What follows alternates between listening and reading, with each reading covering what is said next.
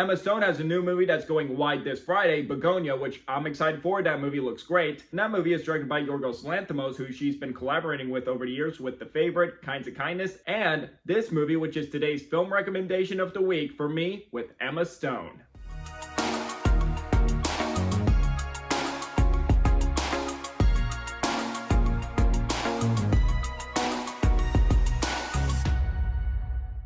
Hey movie buffs, I'm Jack Benner and welcome to my review of Poor Things. Poor Things is a 2023 fantasy dark comedy based on a novel of the same name by Alasdair Gray. This is directed by Yorgos Lanthimos, starring Emma Stone, Mark Ruffalo, and Willem Dafoe. Set in Victoria-era London, it follows Bella Baxter, played by Emma Stone, a woman who gets resurrected by a scientist, played by Willem Dafoe. After her suicide, she's resurrected by a brain transplant of her unborn child. She runs off with a lawyer, played by Mark Ruffalo, on a peculiar journey of self-discovery. Before I get into my review, any new viewers coming across my channel for the first time, welcome to my channel. I am Jack Benner. I do movie reviews on here, both old and new, and from time to time I do some lists on here, either a top 5 or ranking video. So if you like either of those, you're definitely in the right place. So you like movie content, like what you see so far, definitely considering that like and subscribe button for more exciting movie content down the road. Now, to be completely honest, this was the first Yorgos Lanthimos film I have ever seen. I have not seen The Favorite, nor Kinds of Kindness, nor The Lobster. But with this movie, and if I love Begonia this weekend, I'm definitely excited to check out the rest of his work in the future. And I remember being excited for Poor Things in 2023, based on the fascinating vision and premise on top with a fantastic cast. Poor Things received rave reviews when it premiered at film festivals, winning the Golden Lion at the Venice Film Festival in 2023, and it was hyped up as one of the most anticipated films that award season. Poor Things was not only lauded by critics, but it was a financial success, grossing $117 million worldwide on a $35 million budget, which is great for a limited release film. And I did see Poor Things in theaters in January 2024. It was actually the first movie of 2024 I saw in theaters. I absolutely loved it then, and I still do now. Of course, this movie is weird, bizarre, strange, and extremely unusual. All those synonyms and adjectives are very accurate to describe this movie, but I also think this movie is distinct, hilarious, quirky, vigorous, and an absolute fascinating, one-of-a-kind film. A brilliantly directed gem from Yorgos Lanthimos with a stellar cast ensemble. I absolutely love this film. It's one of my favorite films of 2023. To start my pros on what makes Poor Things an amazing movie is the tremendous cast ensemble top to bottom. Let's start with the big guns, Emma Stone as our protagonist, Bella Baxter. In the hands of a wrong actor and director, this role should have been a catastrophe. With a character like this, you would go way over the top, irritating, and just an overall embarrassment, and to play a woman with the brain of a child, it could have just went the wrong route, or what Robert Downey Jr.'s character from Tropic Thunder said. Everybody knows you never go full retard. Fortunately, thanks to Emma Stone's performance, Yorgos Lanthimos' vision, and screenwriter Tony McNamara and his brilliant screenplay, they all found the correct approach to Bella Baxter to find the right humor and humanity with the character without making her too much of a one-joke character. Emma Stone has always been one of my favorite actresses. I loved her in comedies back in the day such as Superbad and Zombieland, to other excellent films such as Birdman, and her first Oscar-winning performance as Mia in La La Land. She's an actress I always found charming,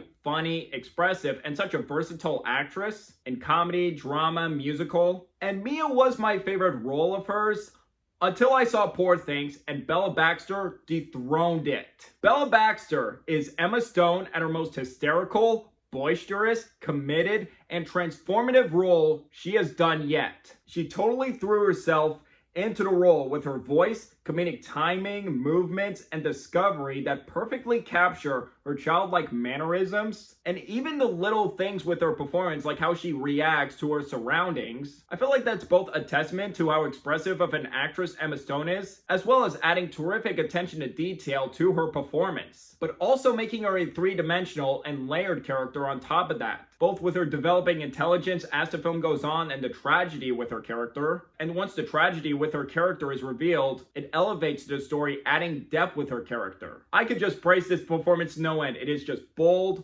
hilarious, daring, and just a one-of-a-kind role that I couldn't imagine any other actress pulling it off as well as she did. And I am over the moon. She won her second Oscar for Best Actress. Not 100% deserving, I'd say 250% deserving. This is my favorite female performance of 2023, lead or supporting, and it's honestly one of my favorite female performances like in the past 10 years. And not only Stone, who carries this movie, the supporting cast is also fantastic. A supporting standout to me would be Mark Ruffalo. Mark Ruffalo I've always found to be a terrific actor. I've always loved him as Hulk in the MCU, and he's great in other movies like Foxcatcher and Spotlight. But here as Duncan Wedderburn, the lawyer she runs off with, this is my favorite role he has ever done, period. The reason because he's playing against type. I have never seen Ruffalo play a character like this. With his voice and how hilarious he is, but also a despicable and pathetic person you love to hate, and he just owned that role. His comedic timing, line delivery, and amusing chemistry with Stone was flat out hysterical. As what starts as a sexual relationship, and then later Bella starts to ruin his life. Just everything Mark Ruffalo does in this movie is comedy gold and absolutely brilliant. Bella! And I'm very happy this earned Mark Ruffalo his 4th Oscar nomination for Best Supporting Actor. He deserved it. And Willem Dafoe as the scientist who revives Bella is excellent. He actually succeeds as the emotional core of the film, being the closest father figure to Bella Baxter. It's an unforgettable and unexpected performance as the heart of the film despite his disfigured face, to which, by the way, phenomenal makeup work. And when he shows up in the film, he's always captivating to watch. But when he disappears in a film, you're always thinking about his performance, and that shows how much he left an impact on the film. While I am happy Mark Ruffalo got nominated for this movie, I was also disappointed that Willem Dafoe got snubbed for a Best Supporting Actor nomination. First they snubbed him for The Lighthouse, and they snubbed him for this movie, which, come on. I'm just so pissed off that the Academy just keeps snubbing incredible Dafoe performances like those. And the rest of the cast, from Rami Youssef, Margaret Qualley, Jared Carmichael, are all great. And about Rami Youssef, he does have one line earlier in the film when he first met Bella.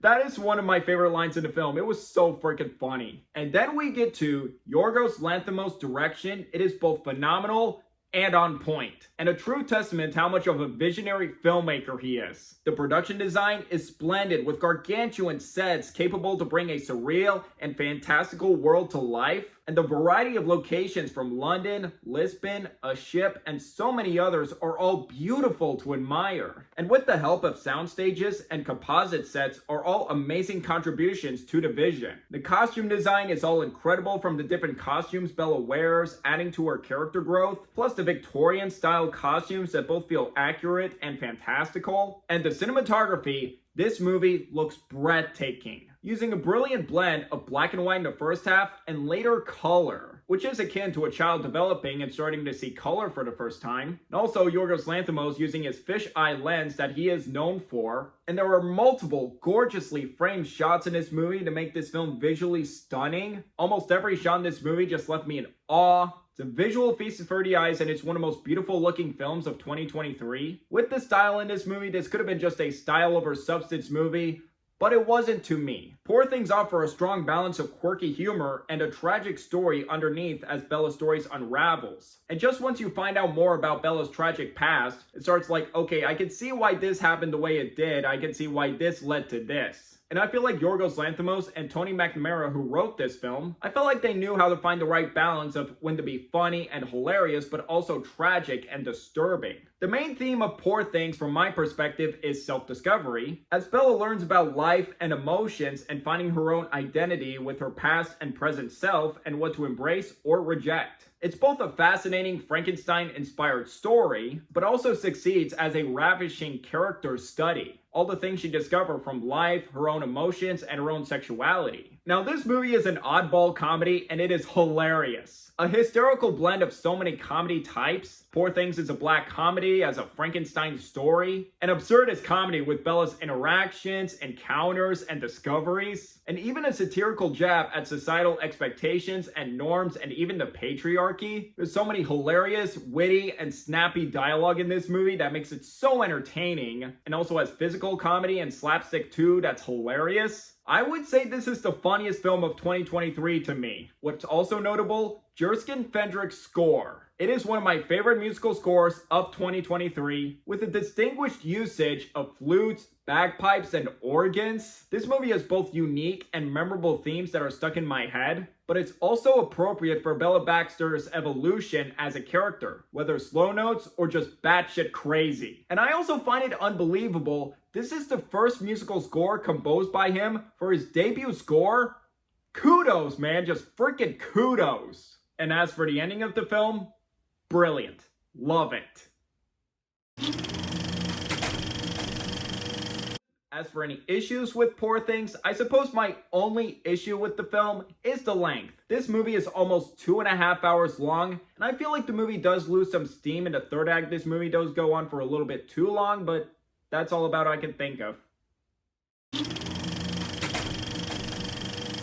To sum up, Poor Things is a wholly unique, hysterical, audacious, fantastical, a fascinating and brilliant work of art from Yorgos Lanthimos, anchored by a stellar cast ensemble with Emma Stone's career best performances, hilarious dialogue, dazzling sets and costumes, amazing score, and just a wonderfully strange story here. For those who have never seen Poor Things and interested to watch it for the first time, I would definitely recommend this movie if you're fans of Emma Stone. Definitely watch this movie, she is phenomenal in it. Or if you want to look into Yorgos Lanthimos' filmography, definitely do that. Or with the amount of Oscar nominations and wins it received, definitely watch it. However, I do want to warn you, this is a graphic movie. It does have some imagery and sexual content in this movie. And if this seems like a type of movie that would make you uncomfortable, I wouldn't recommend this movie to you because there is a whole lot of sex and nudity in this movie. To which I'm honestly surprised this didn't receive an NC-17 rating or even being considered for one. I can understand why some would be uncomfortable with that, even though I feel like the sexuality does play a pivotal role in Bella Baxter. So if this seems like a movie you can't handle, then just don't watch it or just skip those scenes. Either way, Poor Things is an absolute must-watch. I'm really happy with the word of mouth through critical praise and audience success.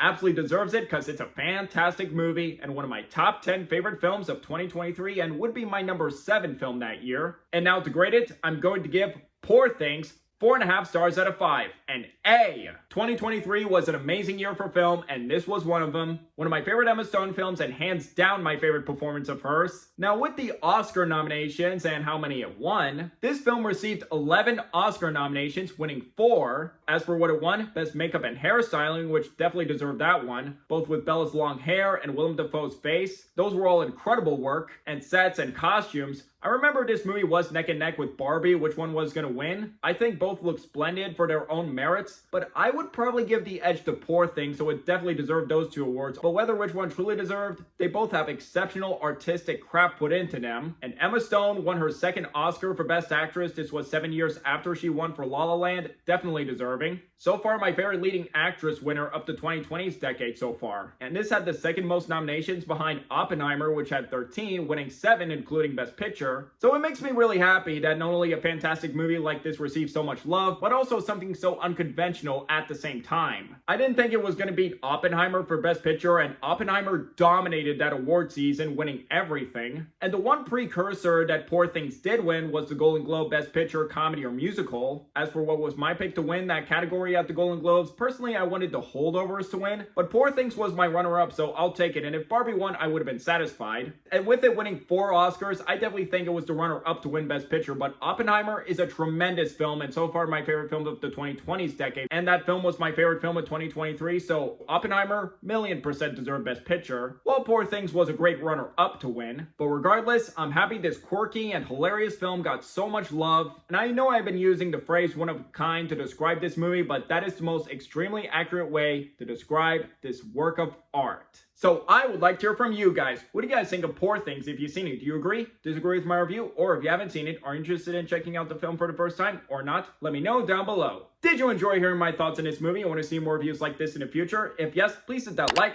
and subscribe button if you're new here, and don't forget that notification bell for my next upload in the future. It really means a lot. My social media links will be in the description down below. You can find me on Twitter, Instagram, and TikTok, and if you'd like to see my written reviews, I do have a letterbox, so if you'd like to follow me on there as well. And until the next video, I'm Jack Benner, and look forward to another movie review.